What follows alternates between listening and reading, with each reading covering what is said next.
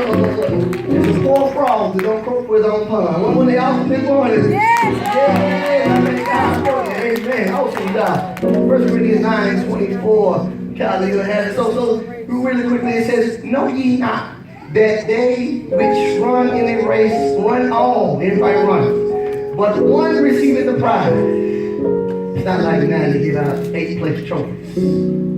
One receiveth the prize. Amen? So run that ye may obtain. And every man that striveth for the mastery. Somebody say mastery. Mastery. Is temperate in all things. Now they do it to obtain a corruptible crown, but we an incorruptible. I therefore so run, not as certainly, so fight I, not as one that beateth the air, but I keep under my body and bring it into subjection, lest by any means, when I have preached to others, I myself should be a castaway. Know ye not that they which run in a race run all. We're going to talk about today, this Sunday. We're talking about building up the body, right? So we said last Sunday, building up the body. And we're talking about some things last Sunday, but today we're going to talk about spiritual cardio. Spiritual cardio, amen? When you run, you build up your cardiovascular ability. Spiritual cardio. You may be seated. Can anybody tell me last Sunday, we're talking about building up the body, what were we talking about last Sunday? Y'all remember? Somebody give me the exact sermon title of what we talking about last Sunday. Spiritual nutrition. Y'all saved it. They go on YouTube. Now y'all saved it. I don't know about to say y'all in there know what we talking about last Sunday. We talked about nutrition last Sunday, about eating the right things, about eating the word of God, the counsel of God, and getting revelation from God. Today we're going to talk about spiritual cardio. If you notice in the word, the Bible has a lot of scriptures that deal with running a race. Amen? Amen. There's a lot of scripture about running a race. Talk about running all the time. It is all of us have a race to run. All of us have a race to run. We need to make sure that we are in shape to run the race. Amen? You got to be in shape. Just like in your spirit, in your fleshly body, you must be in shape to go run. You must be in shape to go and to run in a spiritual race. This is why I have not joined the military. That's 3 days off and get back to the military. One of the biggest reasons is I'm probably not going to pass that PT test anymore. I can do the push-ups, I can do the sit-ups, but that run going to just about kill me. And so that's going to hold me back because I'm not in shape to do that. Amen. So this is what I want to tell you. So see, I got a story from basic training because this is how I do basic training. And when I first got there, I wanted to be able to run. I could run a little bit. So I ran and they group you. You have A group, B group, C group, and D group. We pick with D group because we say D group and we do a power walk. That's all they do. They don't have to do like this. We pick with them. But I ran and they grouped me into A group, which is the fastest group you can run in basic training. The fastest group you can run in is A group. Now, I ran in A group, but what I need to tell you guys, I was about the 3rd slowest person in A group. So there's about 2 people who were slower than me. What did that mean? That means that every time we had to run, I had nightmares the night before. When they put the word CR, it's cardiorespiratory on the board, that means we're going to do that tomorrow for PT. When they did that, for physical training, when they did that, I was just about having nightmares that night. Because I was not very good at running. It's hard to be one of the slowest people in the fastest group. And so because of that, because I was not going to quit, I knew I had better learn how to run more efficiently. I can't quit because Daddy picked with me too much. Daddy said you're not in the real army anyway because you're the National Guard, so you can't come back home. So I had to go ahead and finish. I had to make sure I can do it. See, what is Paul telling us about running? This journey of life is a race. Everybody's running it, but not everybody is going to receive a prize. There are some people that claim Christianity, I want y'all to hear me when I say this, that are not going to receive the prize. He instructs us to run in a way that will make us winners, because God is not in the business of making losers. Y'all better hear me. God is not in the business of making you to be a loser in life. He wants us to win in every aspect of our life. Therefore, we should run with winning on our mind. The Bible says that everything that he put his hand to shall prosper, right? So whatever God wants you to do, it should prosper because he's a winner. See, if we're going to receive the prize, we must strive for mastery. Somebody say mastery. Mastery. Somebody else say mastery. Mastery. Mastery means excellence. It means that you are an expert. It means skill. It's about being the best. If you are not interested in being the best in whatever you put your hand to, you are not fit for the kingdom. Oh, it got quiet on there. I'm just being honest with you right now. If you're not interested in being the best at what you're going to do, then therefore you are not fit for the kingdom. We have too many people that are trying to skate by. We have too many people that want to just barely make it in. But God is calling for people who are striving for mastery. I think y'all can get quiet if y'all want to, but it's the truth. He does not want people who just want to be barely a Christian. That's right. He does not want people who want to just be barely a deacon, barely a pastor, barely a preacher, barely a minister. He wants people who take what God has given them and they're going to strive to be the best preacher they can be. I want to be the best deacon I can be. If I'm going back in the church, let me back in the church the best back in the I can be. Y'all really hear me? Yeah. If I'm taking out the trash, if I'm cutting the grass, whatever I'm going to do and give it to God, I want it to be my best. See, God is calling for strive for mastery and whatever we're called to be. If you're doing anything for God, you should strive to be the best at it. Yeah. The best. The best. So are you striving to be the best, or are we good with good enough? I can preach about dating and lines and stuff like that. I want to come to your house. I want to come to where we are comfortable at. Yeah. Are we good with being good enough? Amen? Okay, you can settle for good enough, but I am set on reaching a level of excellence inside of ministry. I don't want to preach the same way I preached 10 years ago. If you cannot tell any improvement in the way I preached for 10 years ago, I wasted 10 years. Y'all ain't heard me in here. Yeah. If you've been an usher for 10 years and you have not improved on anything, you wasted 10 years. If you've been saved for 10 years and you're in the same situation you were 10 years ago, you wasted 10 years because you're not striving for mastery. Yes, yes. You see, the church would be a better place if it was full of people that spend more time striving for mastery in their ministry than they did criticizing the shortcomings of everybody else. Amen. They get quiet. Y'all don't want to hear that. We'd be a whole lot better if I were worried about, Lord, am I the best saint that you want me to be? Am I the best member that you want me to be? Yes, but we spend more time criticizing people who we look down on. Yes, Lord. All this is honest inside here. And Christians, when we move to excellence, you can somebody say excellence out here. Excellence. That's what you should be striving for, excellence, if they would stop judging themselves by the worst people. Yes, Lord.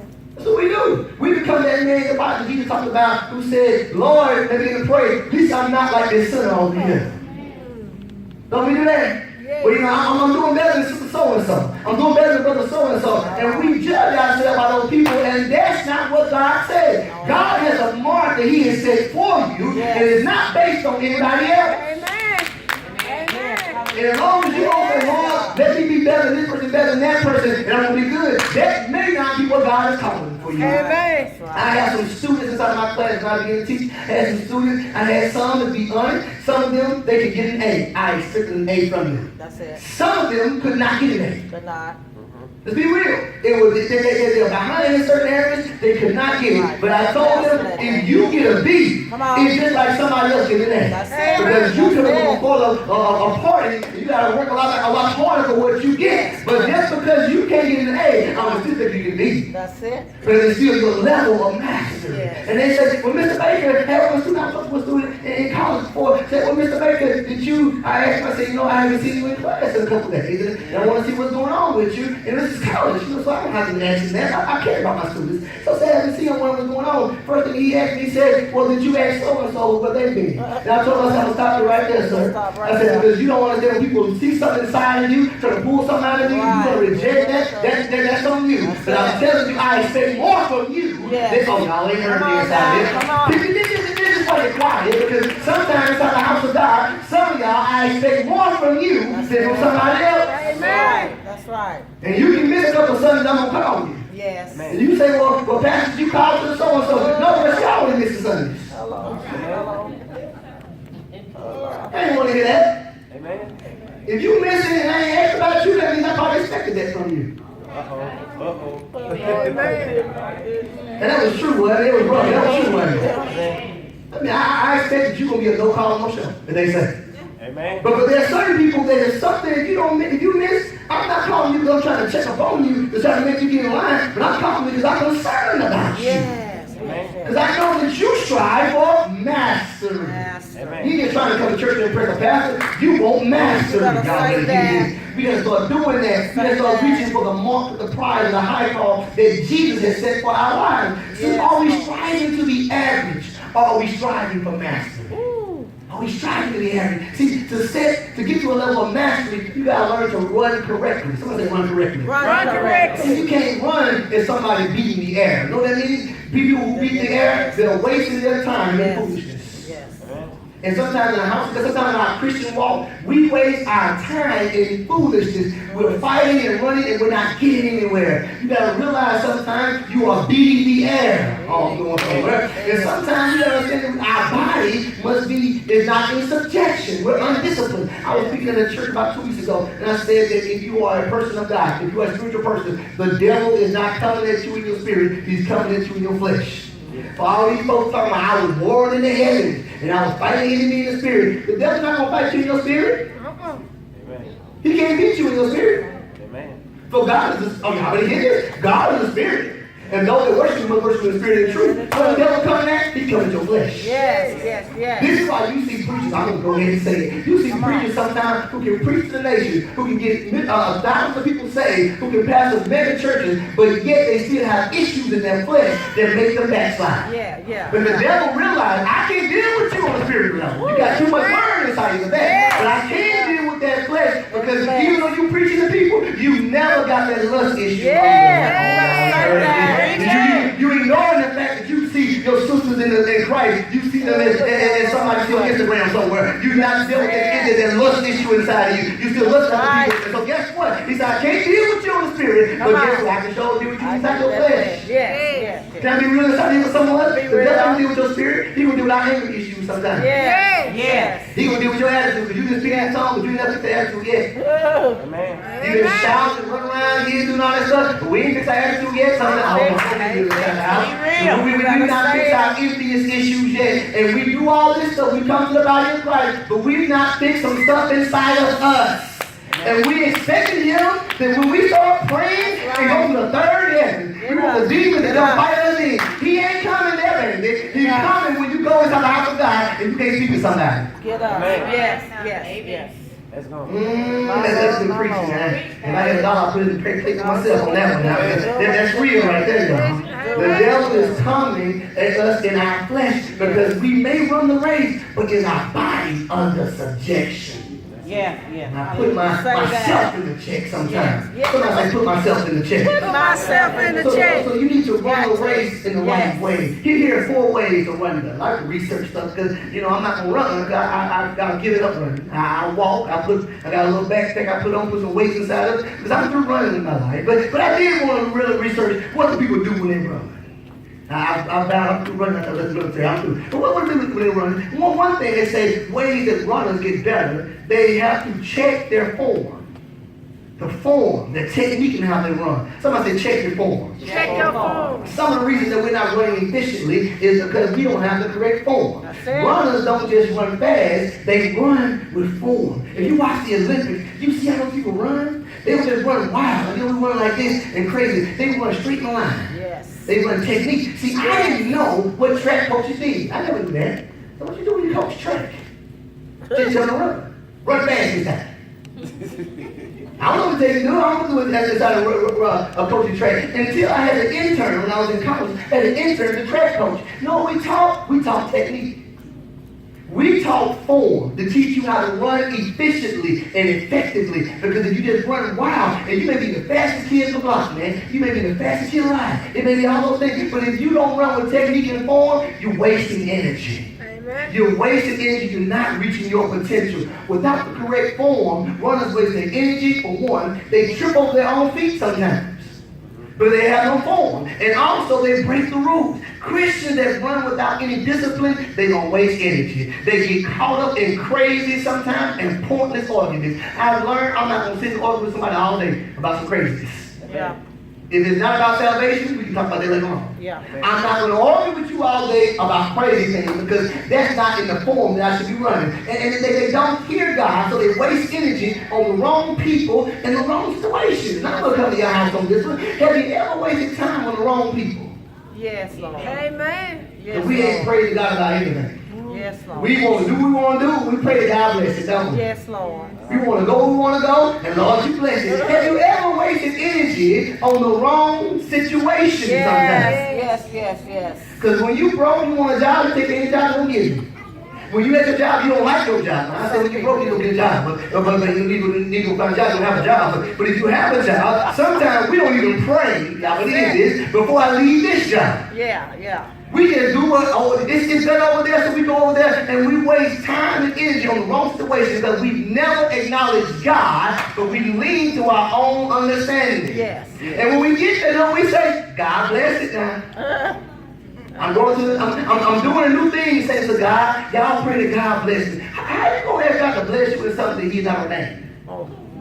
Come on They get now. real quiet on that, don't they? Yeah. Because we haven't asked God, what do you want? That's right. But when we say God is going to bless those things, have you ever wasted time on the wrong people, wrong situations? Have you ever gotten in your own way? I want to come in this because God keeps setting you up over and over again to be blessed, and you keep tripping over your own feet. You ever heard somebody say you get in your own way sometimes? Yeah. And man, we had you in the door with your attitude. Oh, y'all don't get this. We had you set up, but your jealousy issues. We had you already there, but your temper just messed you up. Have you ever gotten your own way sometimes? Have you ever did that because you were running undisciplined? Have you ever ran hard and gave your all to something and still failed? Come on now. Yeah. Maybe it's just me. Have you ever ran into somebody who beats the air? Lord, I'm running and I'm doing the best I can, but it seems like I never get anywhere. Oh God. See, I've been praying about that when I come down and even work. And I said, Lord, I work too hard, make too much money to be broke. Come on now. Say that. I ain't saying about y'all, so y'all, I'm talking about me. I work too hard. I drive too far too. And I work too hard, and I make too much money to be broke. So Lord, am I running? And do I have the wrong form when I'm running? Am I wasting my time and my energy? And I, for one, I'm sick of wearing myself out and never achieving anything. That's it. Maybe I'm doing the right thing, but I'm not going about the right way. Right. Maybe I need to learn how to run with some form every now and then. See, in the military, it's called to run just like this. You keep your arms in, keep your elbows inside of it. You don't run like this because you're wasting energy. And I'm learning, Lord, I gotta make sure I'm running the right way. So I cannot go to a point where I'm not gonna be beating against the air because you got me off the target. And because you saying this, and because you pulling me out, and I'm worried about my haters, worried about people who talking about me. Why you didn't run my race? Some of y'all get conflicted with people who say something about you. You just go ahead and run your race. Please. Can I give y'all some advice too? This is an old man advice. You know I have young people inside here, but some old people do it too. This is some old man advice for y'all. If you don't want people in your business, don't put it on Facebook. That's right. If you tell them, okay, on you for what you got, don't tell them about what you got. Now, if you don't care, like I don't care, put what you want to put up there. But if you gonna come back crying, talking about they talking about me, they hate me because I got this, they hate me because I got that, you are running as somebody who beat me out. You are inviting, oh, y'all better hear this, you inviting stuff in your life sometimes. Amen. Open it up. I see people say, man, I put it on Facebook and now people hating on me. You didn't have to put it out there, you still got it. You still got it. You got to tell everybody about it. You still don't have it. But if you can deal with it, deal with it. Because me, I don't care. Hello. Because see, everybody got us with a car. They gotta know we still know. So y'all can go ahead and hate you want to hate. You want to know. Amen. If I got this with a house, guess what? It's not my house. I've been around no anyway. That's it. So what do you really hate? Oh, now I'm going to hit this. So maybe I need to listen to God and God's messages so that I can run with grace and with speed. That way when I get what God has for me, I won't be too tired to enjoy. Yes. Sometimes by the time God gives you a breakthrough, you so out from the world and from the journey, you can't even enjoy it. See, maybe you're doing the right thing, but you have the wrong form. Somebody say, check your form. Check your form. We'll move on to the second thing I saw. It says, run more often. See, you can't expect to run like a track star. You can't be Usain Bolt. You know, the guy who runs fast. If you only gonna run twice a week. Come on now. It ain't gonna happen. You know, it's the truth. If you don't make a habit out of running this race for God, you will never get that better. One of the biggest problems that pastors have is with members is that sometimes our members just don't run enough. Not doing enough. Oh, y'all better hear me inside here. So we're not doing enough. We were talking about today about the Holy Ghost inside of Sunday school. Now, I want y'all to come to Sunday school. I'm inviting y'all to Sunday school because it's great we're talking about the Holy Ghost. And I said some of the reasons why we don't feel the Holy Ghost is because we don't use it for anything. Amen. That's right. We smoke in tongues and we good. We clap a couple times and we good, but we do not use the Holy Ghost to go do anything. See, you got to go out there and start doing some stuff. You must run the race. There are people that do one good thing, they stop running. There are some people that get one breakthrough and they stop running. There's some people who get one victory and they stop running. And because they stop running, the next race is harder than it should be. Right. Because every obstacle that you go into will pull everything out of you because you are in no shape to run. Can I give you some knowledge and revelation real quick? Everything should be breaking you down every time. Amen. Amen. Every obstacle, every situation should not have you to a point where you're ready to quit every time. And the reason why it has you that way is because you're not in shape. That's it. We did PT test in the morning in the army. When I was there, we took them it took about 3 a year. And guess what? Every time we took them, you can ask me, when I came back home, I was all stiff, I was all sore, I was all aching. I wanted to get inside the tub with some Epsom salt like an old man inside there. That's been real. Because I was dead just in that bag. And you know why? Because I was never in shape. Amen. I decided, because I was a college student, I'd go out there and run. Eating pizza, doing all kind of crazy stuff, living kind of crazy life, eating whatever, and decided I'm going to get out there and be like Samson and shake myself real quick. Throw on those shorts, tie up those shoes, and go out there and run. And you're going to pay for it later on. Yeah. And the problem with the house of God is that sometimes the reason why everything breaks us down is because we're in no shape to fight. We're in no shape to run. Every obstacle that comes against us is going to kill us because we're in no shape to run. Some of you only read the word. I'm going to go here right here. You only read the word when you're going through. You don't open the Bible when you're going through. Some of you will only lay for the church when we're going through. Some of us will only want to seek God and fast and pray when we go through. But when the battle's over, we quit doing what gave us victory. Yeah. This is what they say about my relationship. This guy put on Facebook, I like about that. And I had to come and say, yeah, I agree with that because the problem sometimes when you're married, you stop doing what got you married. That's it. Man. We stop being nice to each other and loving each other and speaking good things and buying stuff to each other. We start talking to each other nicely. We talk to everybody. I had to get on myself. I had to repent for myself. I had to see that everybody else nicely was snapping at her. That's not good. That's not one bit. That's not good, you know. That should be the one person that I make sure. Y'all better hear this inside here. And because what we do is in the house of God, we read our word, we get faithful to it till we get out of that. We're faithful to church till we come out of the battle. We're faithful seeking God until we come out of the battle. And so we have to learn that you got to keep running in the off season if you're going to be ready for what's coming at you. Galatians said 5:7 says, ye did run well. What did hinder you? Who did hinder you that you should not obey the truth? Why did you stop running? What made you stop running? You were doing so well. What hindered you? Even when you're not in major warfare, you still got to keep running. Yes. Even if you're not inside the battle, you got to stay in shape. That's because we stay in shape before we go to Iraq. We don't try to get in shape when we go to Iraq. We're in shape before we go over there. So even though you're not in a battle right now, you still need to read your Bible. Yes, you still need to be fasting and praying before God, seeking God's face, because you don't know the next obstacle that's coming in front of you. Amen. Somebody say, keep running. Keep running. Third thing I'm doing out here, because it says increase at God's pace, not your side.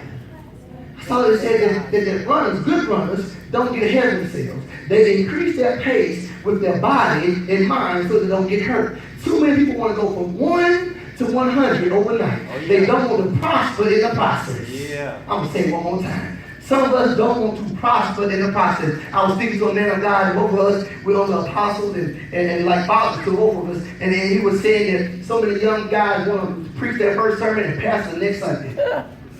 They don't want to go through a process of learning. They want to be increased and be exalted overnight. And so they do these things. They want to be elevated before they are ready. And Paul tells us that we should run this race with patience. God elevates you when he knows you're ready. We want to be elevated before our time because we become impatient, don't we? Yes. I mean, so many preachers who begin to pastor too early. Just being real. Come on now. I mean, too many people that because you were called to preach does not mean you got to do your first sermon next Sunday. You better say that. I had to learn that. I said, I have people that say, I'm called to preach. I said, yeah, that may be good, but that don't mean you got to preach next Sunday because if this is what you're called to, you called to the wrong thing. Yeah. Y'all don't give me any time to come to you. If you're called to that, you're called to the wrong thing. Because if you can't preach at your job, if you can't preach inside your household, if you can't preach at your school, if you can't preach to your family, you're not worthy to preach up here. Amen. That's true. They got quiet inside the house on that one, man. Sometimes we want to run things out of church, we run our houses with. Amen. Oh, do we want to manage things inside the house of God? Do we take care of our jobs with? Are we good stewards of what God has given us? Yes, We want to yes, go from 1 yes. to 100 overnight. Yes, And so this is what God is saying. You can't run a mile today and run a marathon tomorrow. That's it. Oh, I got to do every mile. You know, a mile is 26, or a marathon is 26 miles. You have to work at it. And in this age in the church, we have so many people that don't want to be discipled, and they don't want to go through a process. And there are no montages with God. You know the montage is I was watching kickboxer yesterday, the one with John Baldwin thing. I was watching him, kickboxer. And with him, and I was watching it, and you know, he goes to learn karate, he learned it with that little song on it. The song started playing, show like that kid doing kicking the tree. Show him doing splits and doing all that stuff. And when the song is over, all of a sudden he's a movie-time kickboxer. Y'all watch Karate Kid? Amen. Soon the song starts, he's learning. And he's messing up. By the time the song about over, he gets better, ain't he? By the time the song is over, oh, he ready to go to a tournament, ain't he? That's what we think about God sometimes. By the time I get through shouting, I'm going to be anointed above measure. By the time I get through praising God, I'm going to be ready to go out there and go win the world for Christ. God said he has no montages. You got to go through process. Somebody say process. Process. And so one good shout and one good anointed service is not enough to place you in a position to lead the runners. Because you should be humble enough to let God elevate you. 1 Peter 5:6 says, humble yourselves therefore under the mighty hand of God, that he may exalt you in due time. I have to learn to be humble to operate in God's time so I don't get hurt. I'm going to slow down and tell you this, because I don't want you to get hurt. Because real runners realize they cannot be so overconfident in themselves and in their ability, because they push their body to a level beyond their ability. Y'all hear me? They can injure themselves. You got to go out there and run too hard. Me doing what I was doing when I was trying to go out there, was not in shape and trying to run. That's when you get hurt. Man. When you're not in shape and you try to go do some things, that's when you get hurt. When you don't stretch, you try to go lift stuff, that's when you get hurt. And that's also when you get, sometimes you get injured. Because let me tell you something, being hurt and being injured are two different things. Hello. Because see, people can run, you're going to play through the hurt. And the football coach tell you sometimes, football coach says, are you hurt or are you injured? Because if you hurt, you can play through hurt. But if you injured, you can't play through an injury. Come out. Yeah. You gotta sit down through the injury. Yeah. You can play through the hurt. I'm coming to some of y'all right now. You can play through the hurt, but if you get injured, you gotta take some time off so you can heal. Yeah. If leadership or your position hurt you enough that you became injured and you quit, that means you were never ready for the task that God put you up to. Amen.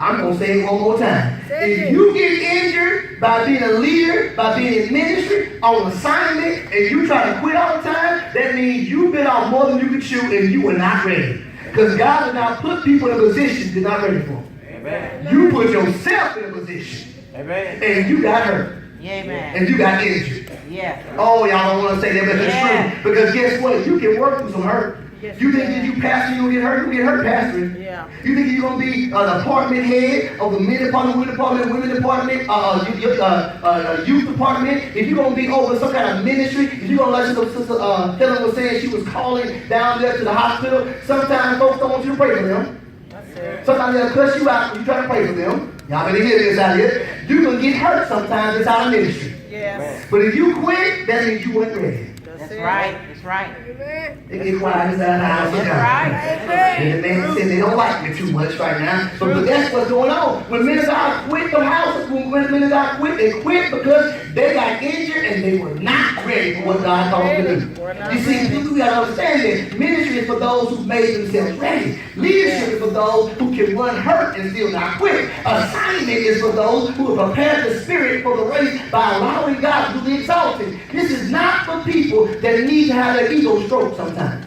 Amen. Amen. If you come to the house of God for an ego purpose, you're in the wrong place. That's right. This is not for those who need a title to give you self-esteem and self-worth. Anybody that know me, they can tell me when I go out and introduce myself to people, I never introduce myself as Elder Baker or Pastor Baker. Never do it. My dad always get up and say, "What's your name?" I said, "Dad, because if they cannot accept Daniel, they cannot accept Elder Baker." I must first show them a good, integral man as Daniel before I show them Elder Baker.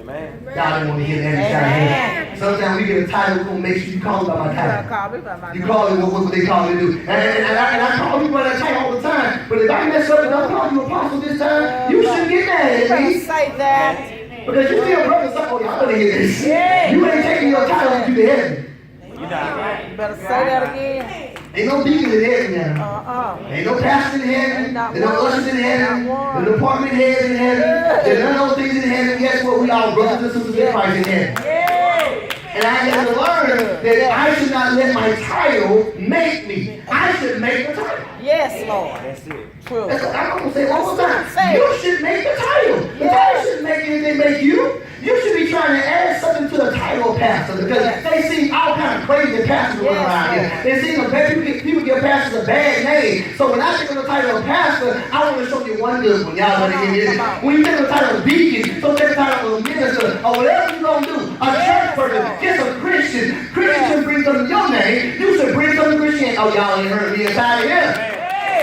They heard, they see too many hypocrites and too many bad Christians who don't want to live right. When you say you're a Christian, you should bring something to that title. Yes. Amen. That's why I don't tell folks. People say, well, he a preacher can't cuss around him. I say, no, I'm going to live a way that you won't feel convicted about cussing around me. Amen. I ain't going to tell you because I'm a preacher that you can't cuss around me. Do what you want to do. But I'm going to still walk the way God wants me to walk. And after a while, you're going to be so convicted. Oh, y'all already hear this. I want you to be convicted by the walk I have, not by my title. Let me get out of your past sometimes. A calling requires you to be patient enough for God to train you until you're ready. So Lord, I make sure that I'm called and I'm trained. Last point, we don't out here. Learn the power of sprinting. Somebody say sprinting. You gotta learn how to pace yourself, but sometimes you gotta learn how to sprint. You gotta learn how to run fast sometimes. Because the worst part of running, I hate it about running. We call it, they call them Indian run. I don't know, they're probably not politically correct to call them Indian runs anymore. We was in two big lines, about 8 people in every line. And so we were running, we were just running fast. All of a sudden they say, last man up. Last man up means whether the back of that line can you sprint to the front of the line. So you're already out of breath. You're already tired, and they make you sprint to the front of the line. I said, Lord, why the drill sergeant did I hate it? It was just torture. It was terrible. It was mean people inside there. Y'all pray, I'm trying to forgive them because I know this is for the right reason. But it was a mean drill sergeant, man. See, running faster may be harder, but it increases your muscle strength and your lung capacity, which are key to building your endurance. God wants you to know that sometimes you got to get in a hurry. Somebody say get in a hurry. There are times in this race that God wants you to have enough wind to move this a little bit faster. He does it because sometimes He has something for you that you can get a lot faster if you had enough wind inside of you to run a little bit faster, to sprint. Habakkuk 2:2. I want y'all to put it on the board real quick. Habakkuk 2:2 says, and the Lord answered me and said, write the vision and make it plain upon tables that he may run that readeth it. I love that. He said, write it, make it plain. Because when I give you this vision, I don't want somebody walking down there and deliver.